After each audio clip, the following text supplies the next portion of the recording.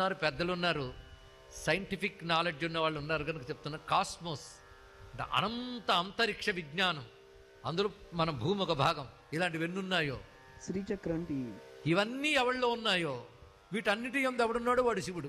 అది శివుడిని ఎలా ధ్యానించాలంటే చెప్తున్నారు ఇక్కడ, ఆపాతాళ నభస్థలాంత. అంటే మన కంటికి కనబడని క్రింది లోకాలు మొదలుకొని మన కంటికి గోచరించిన పైలోకాల వరకు వ్యాపించిపోయినటువంటి జ్యోతిస్ఫాటిక లింగం, జ్యోతిర్లింగం, స్ఫటికలింగం ఏదైతే ఉన్నదో దాన్ని నేను ధ్యానిస్తున్నాను అన్నారు ఇక్కడ.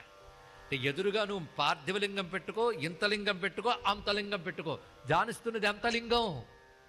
నీ కొలత కందని లింగం, కనబడిన కింది లోకాల నుంచి కనబడిన పైలోకాల వరకు అంతటా వ్యాపించిపోయాడు. ఎలా వ్యాపించిపోయాడు?